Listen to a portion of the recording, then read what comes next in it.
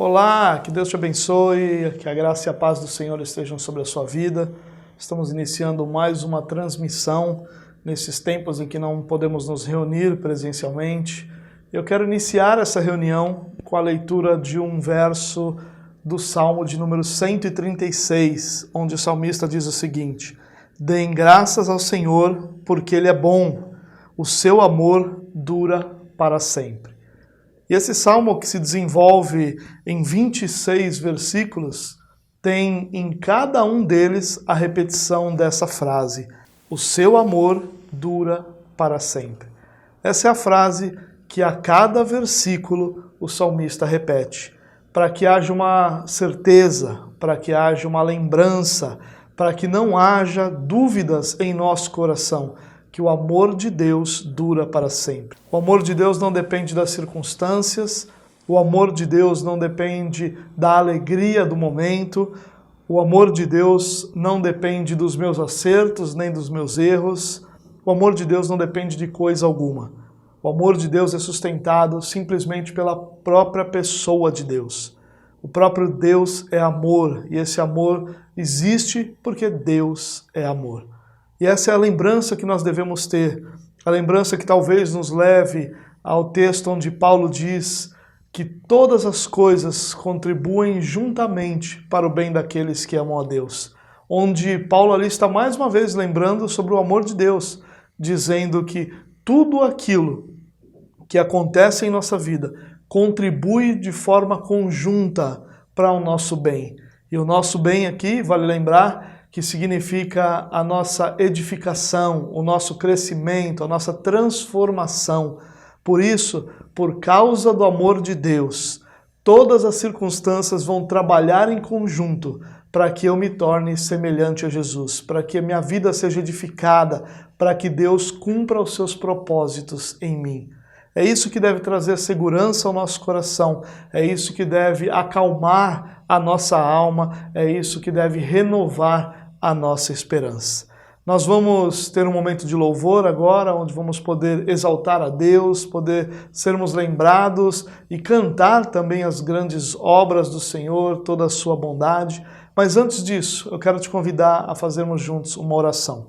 Onde você estiver agora, eu queria te convidar a fechar os seus olhos por um momento, a colocarmos diante de Deus tudo aquilo que são as nossas necessidades e também colocar diante de Deus toda a nossa gratidão. Vamos orar.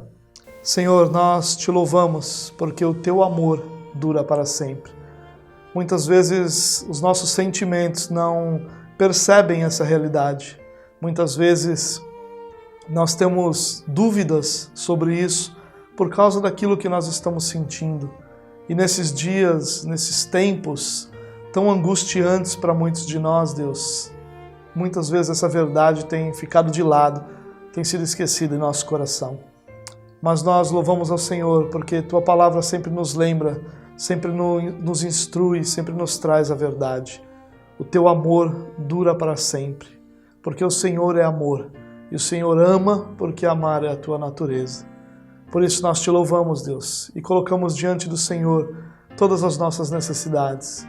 As necessidades de cada um de nós podem ser diferentes, Deus, mas uma coisa nós temos em comum: a incapacidade de transformar a nossa vida, a incapacidade de dar conta de todas as responsabilidades e demandas que estão sobre nós. Mas nós também temos outra coisa em comum, Deus, a certeza de que o Senhor é poderoso, que todas as coisas estão debaixo do seu controle, que o Senhor, que tem cuidado de nós, que tem sido o nosso sustento, que tem nos abençoado, hoje continua nos abençoando e há de permanecer nos sustentando por toda a nossa vida. Por isso, Senhor, nós te pedimos, nos abençoa nessa transmissão, nos abençoa nesses dias tão inéditos, nos abençoa diante de momentos onde nós nos sentimos e realmente somos tão impotentes, Deus. Que a Tua forte mão, o Teu amor e o Teu poder possam abençoar-nos, guiar-nos e edificar a nossa vida para a glória do Teu nome, Deus. Nós oramos, Pai, confiando na justiça do nosso Salvador, Jesus Cristo, confiando em Cristo Jesus, o nosso Senhor. Vamos louvar a Deus, vamos exaltar aquele que é o Rei dos Reis, Senhor dos Senhores.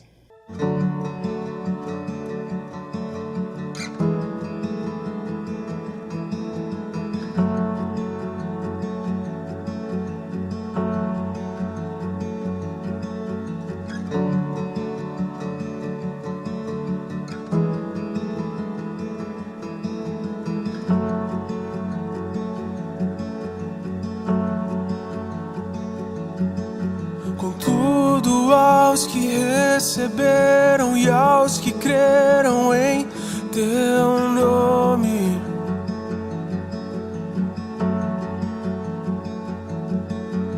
deu-lhes o direito de se tornarem os teus filhos.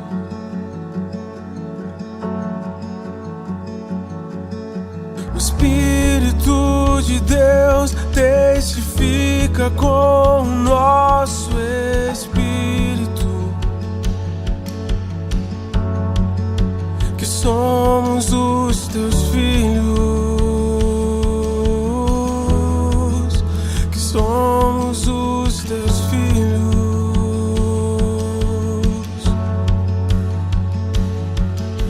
O Pai me adotou, teu amor me encontrou. Eu era órfão, hoje sou filho.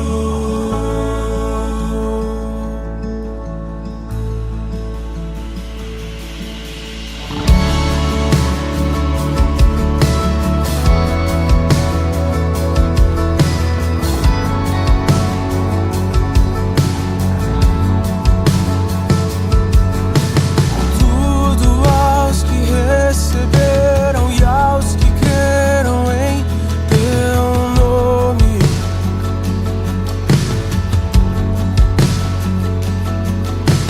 deu-lhes o direito de se tornarem os teus filhos.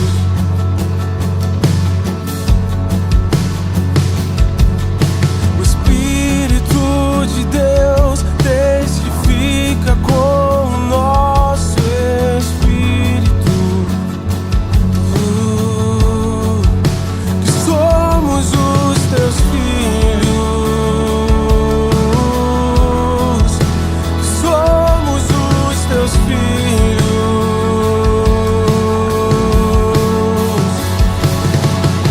O Pai me adotou, teu amor me encontrou. Eu era órfão, hoje sou filho.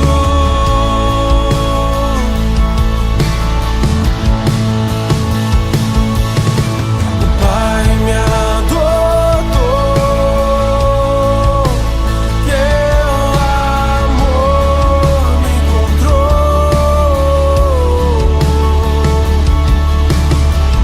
Eu era órfão, hoje sou filho.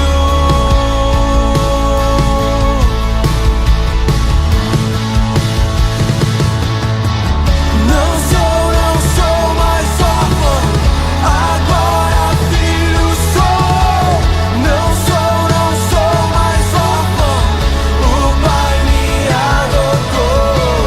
Não sou mais órfão, agora filho sou. Não sou mais órfão, o Pai me adotou. Pai me adotou, teu amor me encontrou.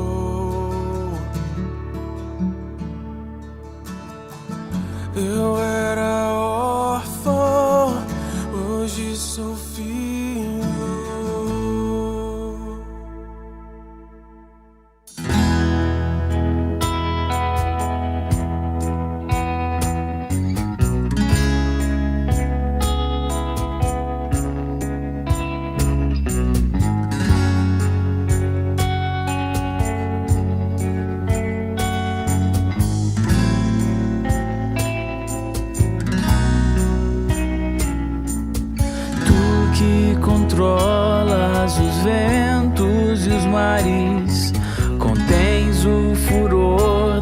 pior tempestade. Comandas o sol e o calor que fornece, como ninguém me conhece. Sondas e vês pensamentos tão tolos, palavras tão feias e desalinhadas. Tu que és a fonte de toda beleza, habitas em meio à pobreza.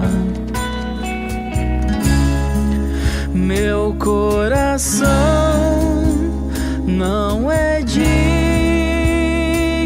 de ti, mas aqui viestes morar.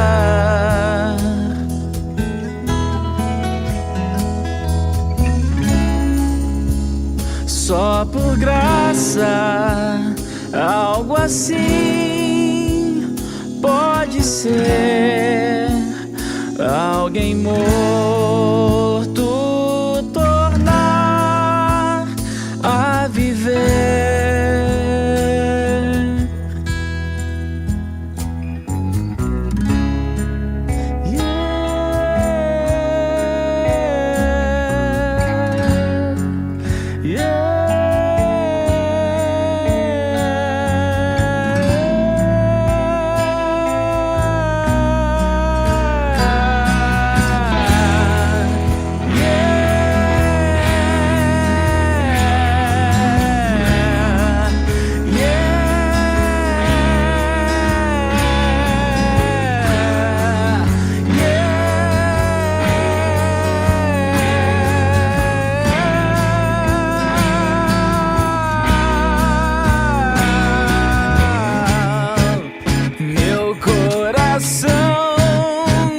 Não é digno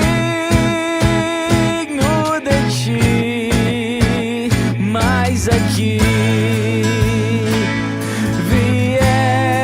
viestes morar.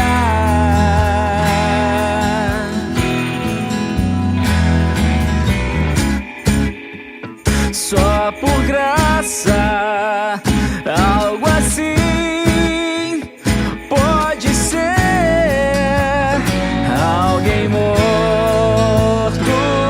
tornar a viver.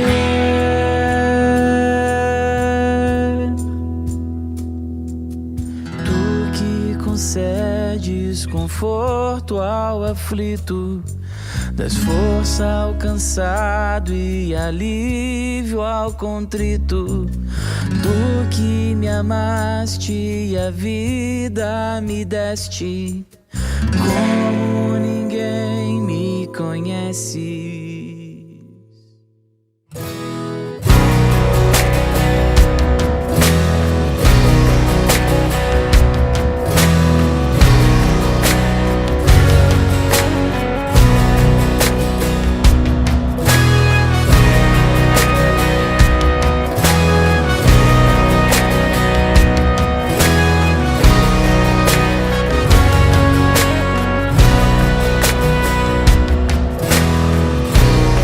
Pareceu um sonho quando Deus nos libertou. Ouvi riso e canto, maravilhoso, eterno Senhor, vem nos restaurar, nos encher como um rio.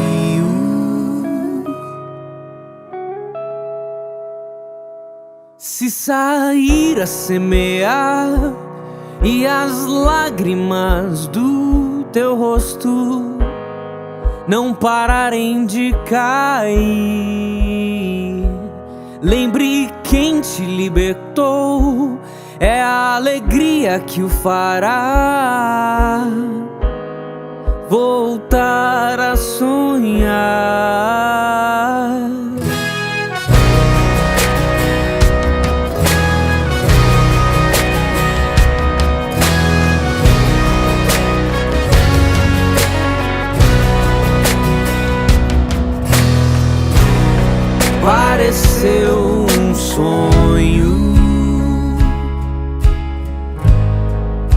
quando Deus nos libertou. Ouve riso e canto, maravilhoso, eterno Senhor, vem nos restaurar, nos encher como um rio.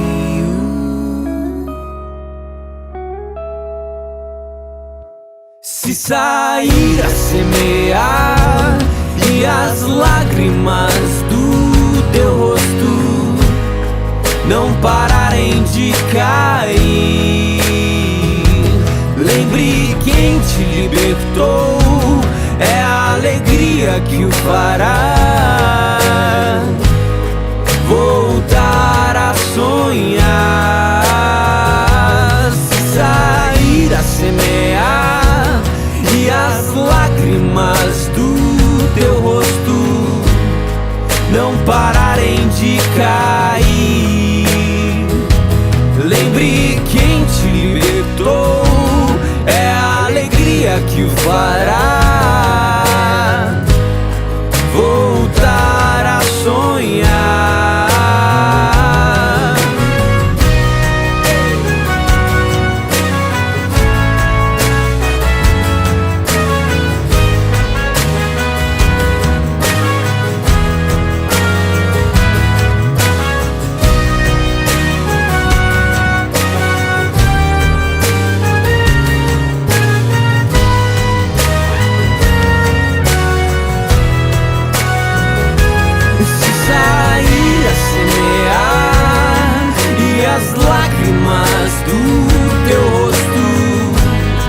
Não pararem de cair, lembre quem te libertou, é a alegria que o fará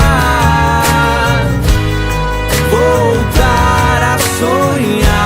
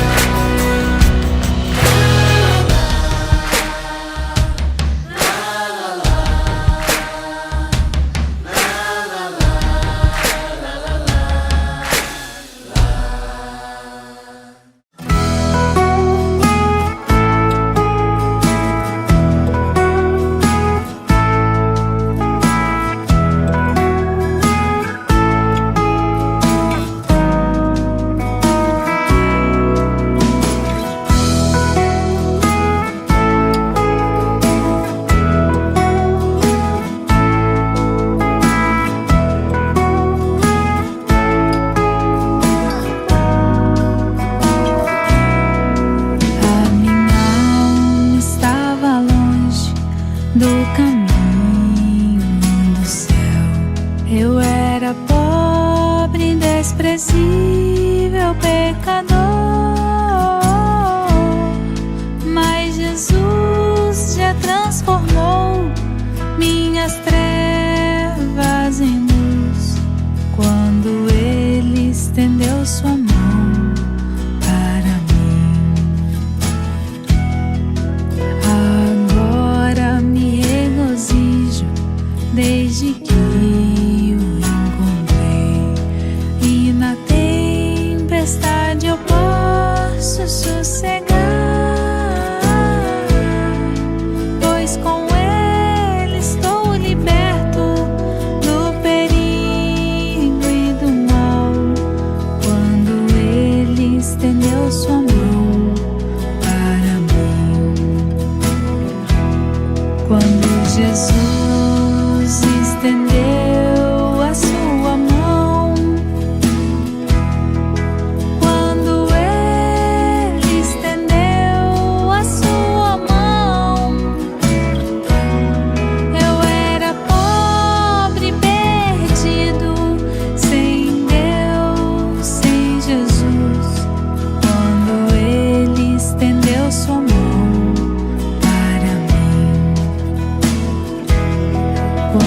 Jesus estendeu a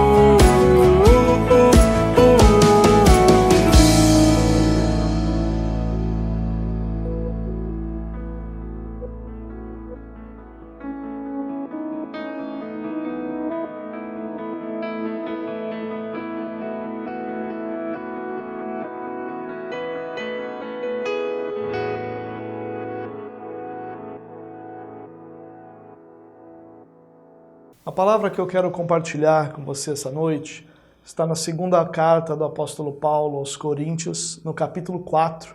Os 9 primeiros versos vão tratar de Paulo lidando com as dificuldades, com as lutas, com as batalhas que fazem parte do ministério.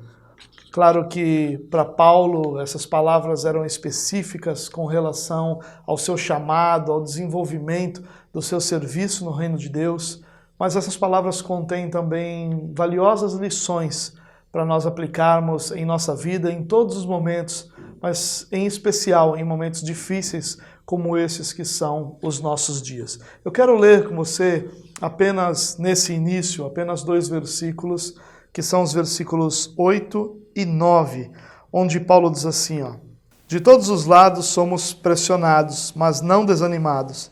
Ficamos perplexos, mas não desesperados. Somos perseguidos, mas não abandonados. Abatidos, mas não destruídos. Como eu disse, esses são os 2 últimos versos do texto que nós vamos tratar hoje, onde Paulo está lidando com as dificuldades do ministério pastoral, do ministério servindo no reino de Deus, como era e como foi a vida de Paulo. Mas, como eu também disse, eu gostaria de usar essa história, de usar esse texto, de usar essa ocasião em que Paulo instrui a igreja de Corinto sobre essas realidades, para trazermos algumas reflexões sobre a nossa vida, sobre a nossa situação, sobre situações desesperadoras ou momentos de grande dificuldade. E eu gostaria de fazer, como eu disse, algumas reflexões. A primeira delas é que as nossas dificuldades são parte do agir de Deus em nossa vida.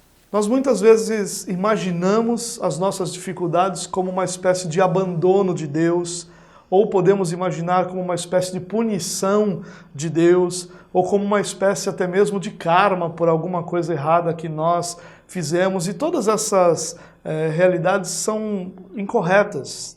Nós devemos sempre nos lembrar que todas as nossas dificuldades são parte do agir de Deus. Olha como Paulo inicia o primeiro verso do capítulo 4 da sua segunda carta aos Coríntios. Ele diz o seguinte: portanto, visto que temos este ministério pela misericórdia que nos foi dada, não desanimamos. Olha o que Paulo está dizendo. Nós temos esse ministério pela misericórdia que nos foi dada. Ou seja, Paulo está dizendo que ele servia a Deus, servia ao povo de Deus, servia no reino de Deus, por um ministério que havia sido dado a ele pela misericórdia. Não por merecimento, não por capacitação, não porque ele era uma pessoa indispensável, mas por misericórdia.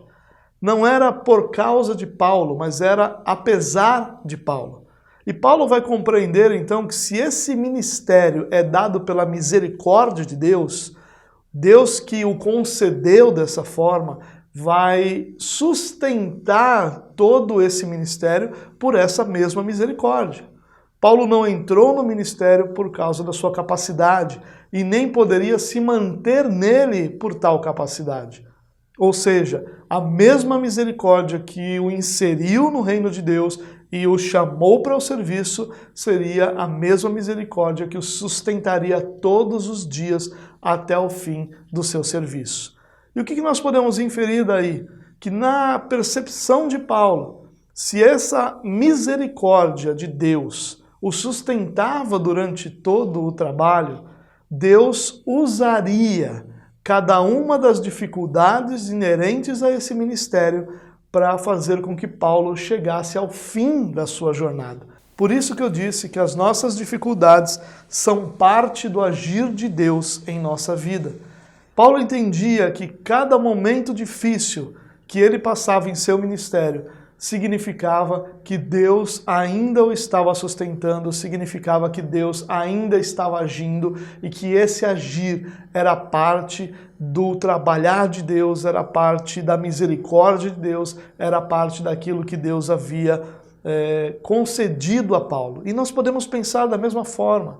Todas as nossas batalhas não são nenhuma espécie de punição, nem de abandono de Deus, nem nenhuma outra coisa, senão parte da misericórdia de Deus sobre a nossa vida, que usa circunstâncias assim, que trabalha em circunstâncias adversas, para que nós não fiquemos pelo meio do caminho, para que nós sejamos edificados, para que nós sejamos levados ao final da nossa jornada.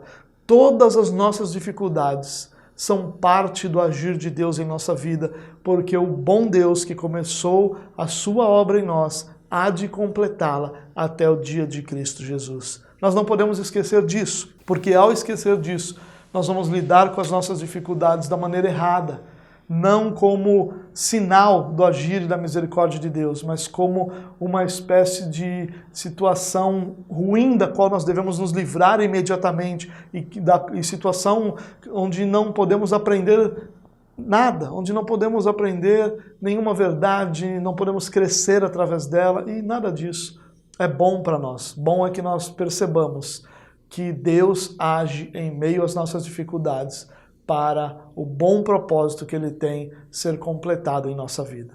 A segunda reflexão que eu gostaria de fazer com você está no verso 2. Olha o que Paulo diz. Antes, renunciamos aos procedimentos secretos e vergonhosos, não usamos de engano, nem torcemos a palavra de Deus. Pelo contrário, mediante a clara exposição da verdade, recomendamos-nos a consciência de todos diante de Deus. O que Paulo está ensinando aqui? Ele está dizendo que, olha, por compreender que as dificuldades, que as batalhas, que as tribulações são como que uma ferramenta de Deus para edificar e para sustentar o seu ministério, Paulo então seguiria adiante com toda integridade. A lição aqui é que as nossas lutas não são desculpa para manipular a verdade. Nós temos uma tendência de, no meio das nossas lutas, não diria uma tendência, mas nós temos uma tentação de, no meio da nossa luta, deixarmos aquilo que é claro ou tornarmos aquilo que é claro em algo relativo. Aquilo que para nós era tão certo, tão claro em tempos de tranquilidade, agora passam a ser relativos, situações, realidades relativas. E isso é uma grande tentação para nós. E Paulo está dizendo aqui, olha, nós renunciamos aos procedimentos secretos e vergonhosos. É claro que ele está se referindo aqui às heresias, em especial da época em que Paulo escreveu essa carta. Mas ele também está nos dizendo que ele abria a mão de todas essas manipulações da verdade e, ao contrário de utilizá-las, ele expressava, proclamava o evangelho com muita clareza. E por causa dessa integridade, ele podia se recomendar ou recomendar quem também trabalhava com ele diante de todos. Ele podia dizer para todas as pessoas, olhem para aquilo que nós estamos fazendo e vejam se nós não estamos sendo fiéis naquilo que nós recebemos. É a compreensão da misericórdia e do sustento de Deus que faz com que nós abracemos a verdade e permaneçamos abraçados a ela. Não tentemos manipular, não tentemos dobrá-la, não tentemos circular essa verdade para que alcancemos ou para que justifiquemos qualquer fim através de meios que não sejam verdadeiros. Essa é uma grande dica, ou melhor ainda, esse é um grande conselho, uma grande lição que Paulo nos dá, que o Senhor nos dá para esses dias tão difíceis que nós vivemos. A verdade permanece sendo verdade. E o nosso chamado permanece sendo para viver essa verdade, para proclamar essa verdade, para estar diante dessa verdade sem manipulá-la, sem relativizá-la, sem fazer dela nenhuma outra coisa, senão expressá-la através do nosso viver de forma completamente clara. A terceira lição que eu gostaria de compartilhar com você está no verso 3 desse capítulo, capítulo 4, da segunda carta de Paulo aos Coríntios. Mas se o nosso evangelho está encoberto, para os que estão perecendo é que está encoberto. E ele aqui diz algo muito profundo e valioso para nós. Ele diz, olha, nós estamos apresentando o evangelho de forma muito clara. E se esse evangelho está encoberto, Ele não está encoberto para os que creem, mas ele está encoberto para aqueles que estão perecendo, para os que não creem. E qual é a lição então aqui? É que o evangelho não está encoberto para os que creem. Se você crê no Senhor Jesus como Senhor da sua vida, como Salvador da sua vida, como aquele que em seu lugar enfrentou a pena do seu pecado, se a sua fé está nele, depositada nele, você pode ter certeza que o evangelho não está encoberto para você. O evangelho não é mistério ao seu coração. O evangelho não é uma religião de mistério. Ao contrário, ela é uma religião, melhor ainda, ela é uma realidade de revelação de Deus para a sua vida. Deus se revela em todas as coisas, a todo tempo e em todos os lugares para todos os que creem. O evangelho só é encoberto àqueles que não creem. Ele só é algo incompreensível, ele só é algo impraticável, ele só é uma utopia para aqueles cujo coração não foram rendidos ao Senhor Jesus. Se você crê em Cristo, o evangelho faz todo sentido para você. E nos momentos em que o evangelho não faz sentido, a sua fé no Senhor Jesus vai lhe sustentar. E quando eu digo não faz sentido, é porque existem momentos da nossa vida que nós ficamos perdidos sobre o que está acontecendo. E aí nós ficamos confusos sobre o que o evangelho diz sobre isso ou não, e ele perde um tanto do sentido para aquela situação específica. Mas mesmo nesses casos, nós podemos ter certeza absoluta de que o evangelho não está encoberto para nós. Se nós buscarmos o Senhor, se nós buscarmos sua palavra, nós certamente compreenderemos a verdade de Deus para a nossa vida. Paulo continua fazendo inclusive um lembrete a nós, dizendo que o Deus desse século, ele cegou o entendimento dos descrentes para que não vejam a luz do evangelho da glória de Cristo, que é a imagem de Deus. Assim ele finaliza essa verdade, ou o ensino dessa verdade de que o evangelho não está encoberto para aqueles que creem. A quarta reflexão que eu gostaria de fazer com você está nos versos 5 e 6, onde Paulo diz: mas não pregamos a nós mesmos, mas Jesus Cristo Senhor, e a nós como escravos de vocês, por causa de Jesus. Pois Deus, que disse, das trevas resplandeça a luz, Ele mesmo brilhou em nossos corações para a iluminação do conhecimento da glória de Deus na face de Cristo. Olha que interessante o que Paulo diz aqui. Ele está dizendo, olha, nós não pregamos a nós mesmos, mas nós pregamos Jesus Cristo, o Senhor.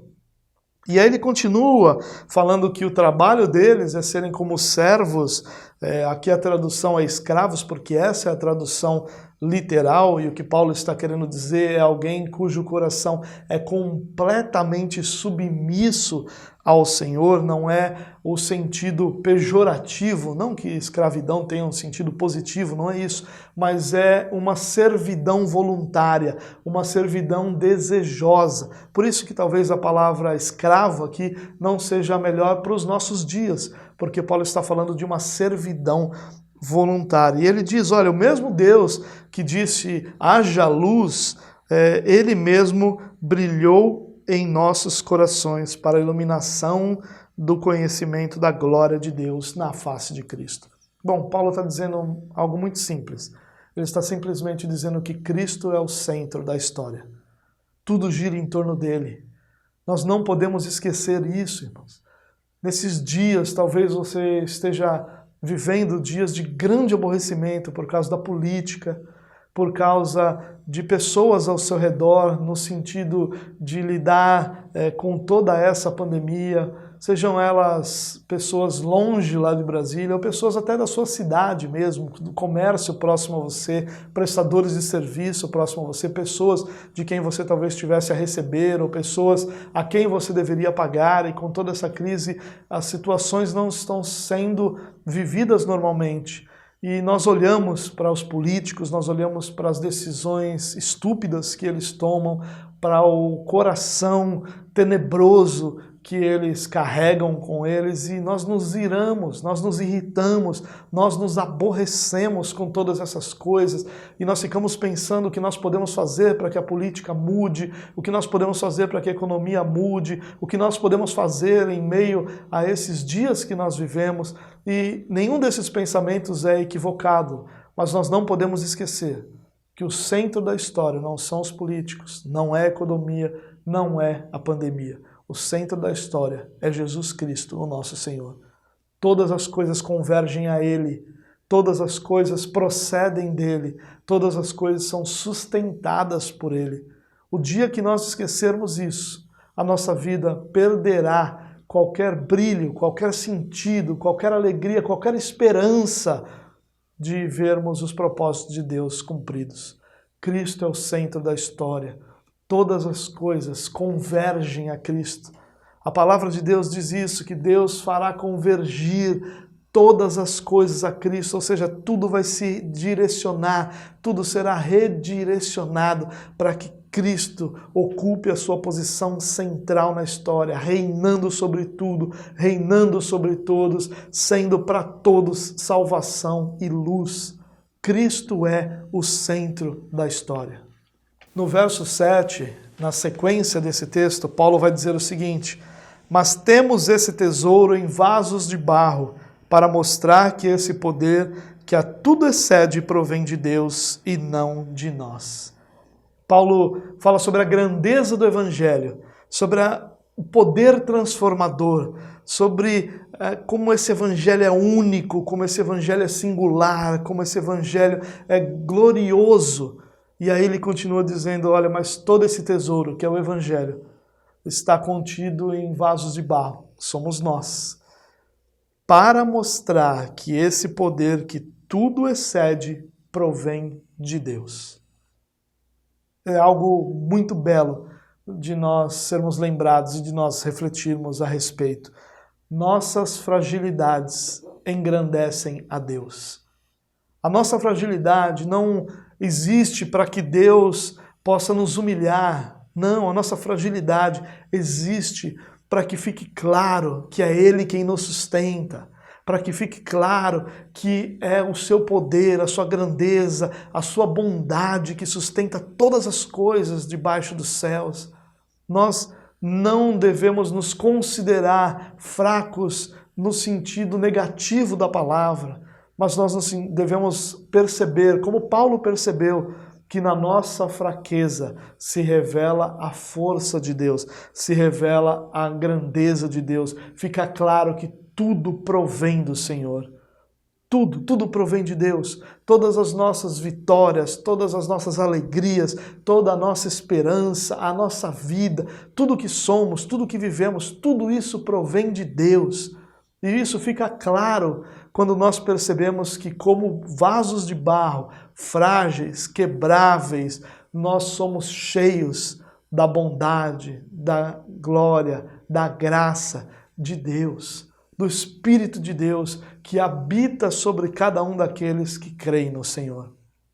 Paulo continua nos versos 8 e 9, aí já nos dois versos que nós lemos no início desse nosso tempo juntos, Paulo diz o seguinte, que de todos os lados nós, e eu quero enfatizar aqui somente as partes negativas, somos pressionados, ficamos perplexos, somos perseguidos e abatidos.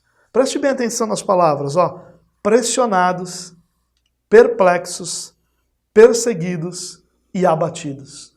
Todas palavras sobre uma circunstância negativa.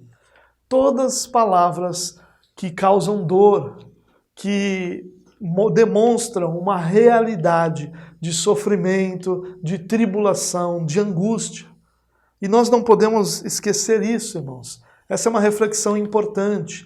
Nós somos muitas vezes levados a um evangelho de conto de fadas, a um evangelho que não é verdadeiro, a um evangelho que retira de sobre nós, que trata como negativo, que trata como diabólico, que trata como não divino qualquer tribulação. Paulo diz, olha, nós somos pressionados, sim, Todo aquele que caminha com o Senhor vai viver debaixo de todas as pressões que esse mundo impõe sobre os filhos de Deus. Ele fala sobre ficarmos perplexos, e é assim que nós nos sentimos olhando para toda essa sociedade, todo esse mundo anticristão, caminhando em direção à própria destruição, com um sorriso nos lábios e com passos acelerados. Paulo fala sobre perseguição, Paulo fala sobre estarmos abatidos. Quantos de nós não estão abatidos nesses dias? Abatidos, razões não nos faltam. Poderíamos enumerar diversas delas, mas o que importa é que muitos estão abatidos. Muitos estão agora nos assistindo, muitos nos assistirão em momentos futuros abatidos. Tudo isso está debaixo do controle de Deus. Nada disso significa qualquer outra coisa, senão que você está vivendo uma vida normal. Porque qualquer um que viva uma vida fora de Hollywood, fora desse conto de fadas, fora dessa história bela que se fala de um evangelho onde a pessoa caminha triunfante e os demônios se afastam dela e tudo aquilo que ela sonhou se concretiza, tudo isso não passa de uma história bela, mas de uma história que não é real, uma história que é fictícia, não passa de um romance, que é muito belo em nossos corações e mentes, mas não se sustenta no dia a dia da nossa vida. Nós vivemos sim momentos de dificuldade. E aí Paulo vai dizer o que esses momentos de dificuldade produzem na vida, ou melhor ainda, qual é a resposta. E Paulo vai dizer qual é a resposta para aqueles que estão passando por momentos de dificuldade. Olha o que ele diz, e agora eu quero ler o texto todo com você. De todos os lados somos pressionados, mas não desanimados, ou não desanimamos. Ficamos perplexos, mas não desesperados. Somos perseguidos, mas não abandonados. Abatidos, mas não destruídos. Paulo fala sobre as dificuldades. Paulo não vai esconder as dificuldades do evangelho. Paulo não é um vendedor que mostra somente as qualidades do produto que ele está oferecendo. Paulo é o ministro do evangelho. Paulo é aquele que trata o evangelho como a verdade de Deus e apresenta ela sob todos os ângulos. Ele fala das vitórias, ele fala das alegrias, mas ele também fala do sofrimento. Ele também fala da dor, ele também fala da angústia. A nossa geração não sabe sofrer.